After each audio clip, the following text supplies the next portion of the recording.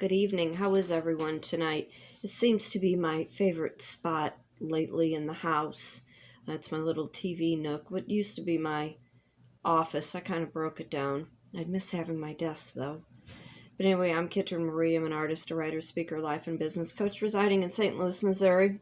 Kind of all comfy. It's about, 20 degrees here in St. Louis, Missouri.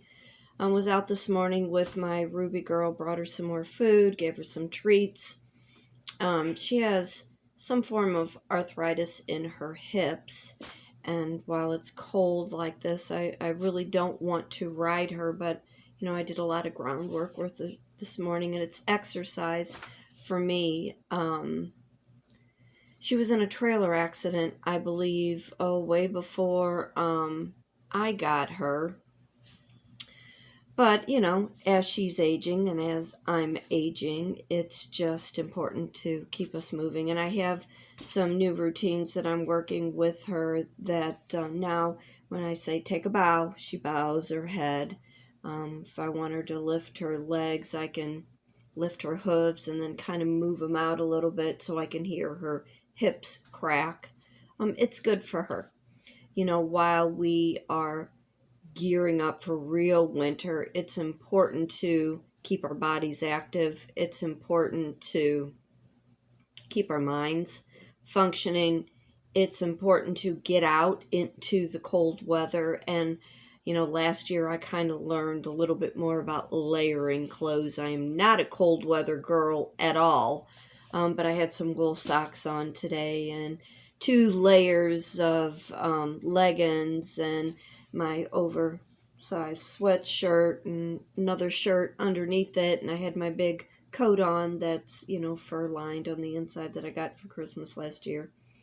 I'm still trying to figure out how to wear a hat or some kind of headgear, but I worked with Ruby this morning, a good hour and a half we ran, and we have this routine that we do. And I think it's just important that with the weather changing, in order to keep your mind and your body healthy, to get a little bit out of routine. I wonder, though, why people are afraid to change routine. I wonder what keeps people stuck in a everyday, mundane, where they don't veer from whatever their normal is. I've always said normal is just a setting on a dryer. It does not, or it should not, apply to the human activity in order to participate in this life. And I hope I said that where you can understand it. But what keeps people fearful and what keeps people stuck other than it's familiar? And when things are familiar, it's easy. It becomes second skin, it becomes autopilot, and in order to change routine, to break out of that familiar, you have to do something different, and it's uncomfortable. I have talked about over the last couple years wanting to move out of this house, and, finances hasn't quite permitted where I needed it to be in order to do that. My goal now is springtime, with me working my outside gig, with coming back online, with getting my art classes up and moving again. That's my goal, to be out of here by spring. I have no fear of an uncalculated risk. I'm not tied to anything, and although I have children, my children are all grown and they can come visit me. Tyler's more than welcome to come with me if he chooses, but he's a young adult and he has his own life in front of him. Just like the older two, they've grown and they've got great careers. They've made wise choices, and I won't say it's not a burden. Burden isn't the right wording. My responsibilities have changed. Being single, I'm not tied to a person or that person's job. My nose is going to run now. I don't know where that came from. And when you're with somebody, you have to consider what their long-term goal is, or what they see projected for their life. And when the same projection doesn't meet, it causes a problem. And fear gets in the way because a person has been in that routine, and the older we get, it's harder to veer out of what we've been doing every day for the last however many years. I kind of think, with 62 in the next 7 months, why would I not want to take a chance and do something completely different out of my area? My line of merchandise that I have, I'm going to jump a little bit in subjects. My line of merchandise and what I do, I have always said if I lived more in a touristy type area, I'd make a killing. If I lived on a beach, I could do my photography. It would be just a win-win situation. If I lived in a touristy tiny type of town like Branson, or even Gatlinburg has an arts and craft community, that I cannot believe that the 2 times that I was there, it was one area that I didn't go to. And it probably was the area that I should have gone to. I got my cat right here, Linus. I should have gone to, because it would have been a prospect of me working in an area and a place in which I want to live. So let me ask all my crafty women are out there, and even my guys, if any guys are watching, with what you do, is it conducive to the area you live? And would you be willing to risk uprooting where you are? Family wise, like I said, I've got my kids, my 3 kids and my 4 grandkids. But there's nobody in my immediate family. I have a cousin, Stephanie, and her daughter. My sister, who lives in Wisconsin, she has no children. Grandparents, aunts, uncles, they're gone. So why would I not want to take that uncalculated risk and do something that makes my heart happy? And for those of you that might be in that same situation, what's holding you back? As I briefly said last night in my video that I did about this time of year, and how depression sets in, and how when you set a boundary to other people who don't understand what your boundary is, or even the long aspect of, do they really understand what your goal is? And if you are setting a boundary or drawing, a line in the sand, are they understanding what you will tolerate and what you won't tolerate to get you to that next plateau? Jokingly, I say I want to live to be 116. I want to take really good care of myself. I want to be able to teach. I want to be able to be an inspiration to not just the people in my immediate circle, which seems to be getting smaller and smaller, because I won't tolerate the nonsense and I won't tolerate the disrespect. I don't do the bar thing, and although I work in food and beverage, it's a part of how I make an income. It's not who I am. And I've always said, just because this is what I do, this is not who I am. So when you're setting a boundary and you're telling people, you want to take this risk, the people that really know who you are, do they understand why you have this bigger picture than what you may have had, years back? We change. When we drop all the pretenses, when we become our most authentic self, and we drop all fears, those uncalculated risk are opportunities. And on the other side of opportunity is abundance. And when you were living in abundance, you were living in flow. And although I'm not attached to a dollar amount, I'm not attached to a paycheck. I can go wait tables or even bartend if I had to, which I don't want to. But I can do that anywhere.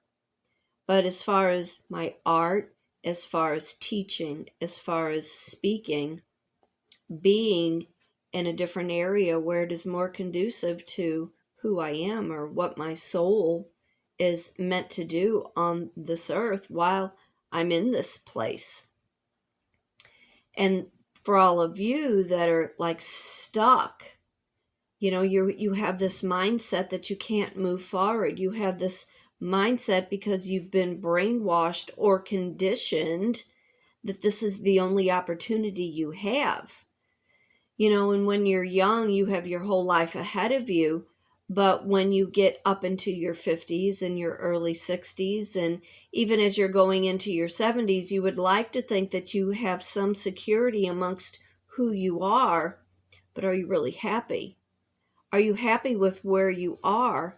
And are you willing to change your lot in life in order to have something more fulfilling and more meaning to who you are and what you do?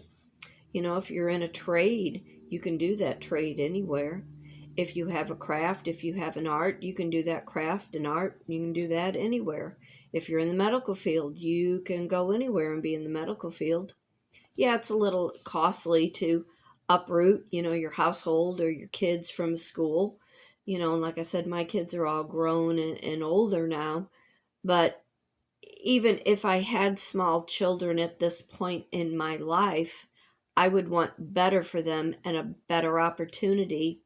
And the area that I'm living in, I don't see the area getting any better. I'm finding I don't go out as much other than to go to work or to run to Ruby or to go to the grocery store, but mostly because I'm afraid of the area that I live. I'm very close. I'm at what they call a county that is butted up to a city that is declining. I won't go past my county line into the city because it's not safe.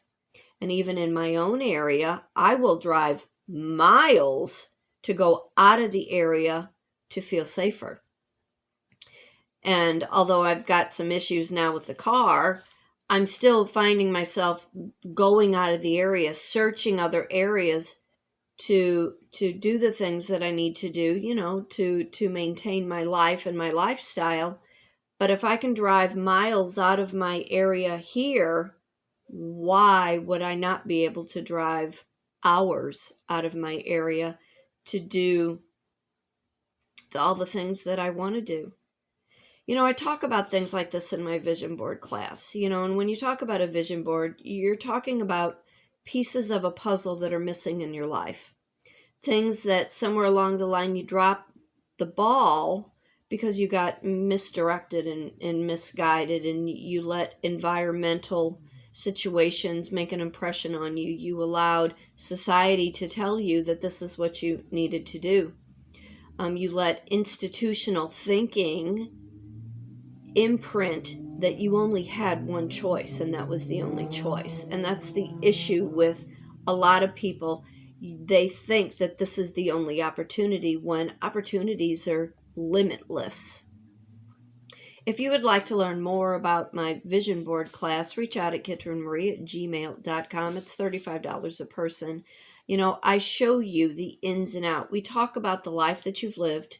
We talk about the life that you were trying to live. And we talk about where you want to go for the rest of your life. We're not going to live forever, as much as I would like to think that we possibly could, with all the breakthroughs in science and in medicine and knowing more about our health and our own immune system. We might as well take advantage of the time that we have and the space that we are able to move about in it. I am Kitryn Marie. I'm an artist, a writer, speaker, life, and a business coach. I reside in St. Louis, Missouri. Be happy. Be blessed with the life that you have lived up till now. But look into what else that there is out there for you that would make you much happier. When you're bringing somebody into your life, you want them to be happy with the choices that they are making with the job that they are doing. And I would like to think that whomever it is that is coming into your life is wanting the same opportunity for happiness and long-term joy. There is nothing more disturbing than to love somebody and know that they are unhappy in what they are doing. But because they've been, what I will use the term, brainwashed to thinking that the institutional life is the only thing for them, it's very sad. It's a pathetic way to live. And although there might be a paycheck at the end of that week, is that paycheck really worth your person being miserable? Is it worth that to that person, knowing that the person that they are loving is not happy by the area that they live in, or not getting ahead with the career that they want to have, or the ambitions?